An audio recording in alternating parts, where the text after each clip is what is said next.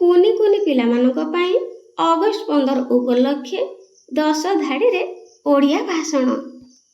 Number 1, ସମ୍ମାନନୀୟ ସଭାପତି ମହୋଦୟ, ଗୁରୁଜନ ଓ ମୋର ପ୍ରିୟ ସାଙ୍ଗସାଥୀମାନଙ୍କୁ ଅଗଷ୍ଟ 15ର ହାର୍ଦ୍ଦିକ ଶୁଭେଚ୍ଛା ଓ ଶୁଭକାମନା।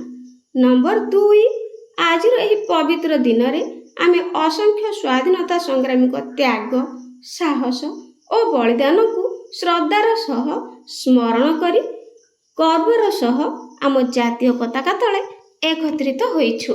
ନମ୍ବର 3, 15 ଅଗଷ୍ଟ 1947 ମସିହା ଦିନ ଭାରତ ଦୀର୍ଘ ସଂଘର୍ଷ ପରେ ବ୍ରିଟିଶ ଶାସନରୁ ସ୍ୱାଧୀନତା ଲାଭ କରି ନିଜ ଭବିଷ୍ୟତ ନିଜ ଗଢ଼ିବାର ଅଧିକାର ପାଇଥିଲା।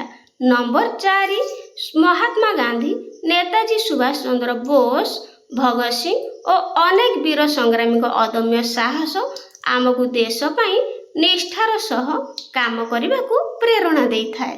ନମ୍ବର 5, ସ୍ୱାଧୀନତା କେବଳ ବିଦେଶୀ ଶାସନରୁ ମୁକ୍ତି ନୁହେଁ, ବରଂ ନିଜ ଦେଶର ଉନ୍ନତି, ଏକତା, ଶାନ୍ତି ଓ ସମୃଦ୍ଧି ପାଇଁ ଦାୟିତ୍ୱବୋଧର ସହ କାମ କରିବାର ସୁଯୋଗ ଅଟେ।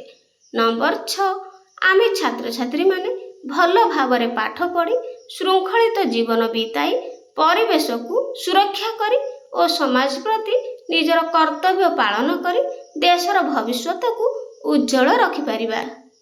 ନମ୍ବର 7, ଆମ ଦେଶର ଶକ୍ତି ତାହାର ବିଭିନ୍ନତା ମଧ୍ୟରେ ଥିବା ଏକତାରେ ରହିଛି। ତେଣୁ ଜାତି, ଧର୍ମ, ଭାଷା ଓ ଅଞ୍ଚଳର ଭେଦଭାବ ଭୁଲି ଆମେ ସମସ୍ତେ ଭାରତୀୟ ଭାବେ ଏକାଠି ଆଗକୁ ବଢ଼ିବା ଉଚିତ।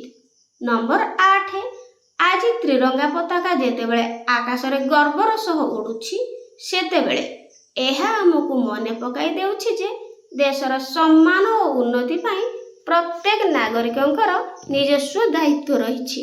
ନମ୍ବର 9, ଆସନ୍ତୁ ଏହି ସ୍ୱାଧୀନତା ଦିବସରେ ଆମେ ଦେଶକୁ ଭଲ ପାଇବା, ସତ୍ୟ ଓ ନ୍ୟାୟର ପଥରେ ଚାଲିବା ଏବଂ ଏକ ସୁନ୍ଦର, ଶକ୍ତିଶାଳୀ ଓ ବିକଶିତ ଭାରତ ଗଢ଼ିବା ପାଇଁ ଦୃଢ଼ ସଂକଳ୍ପ ନେବା।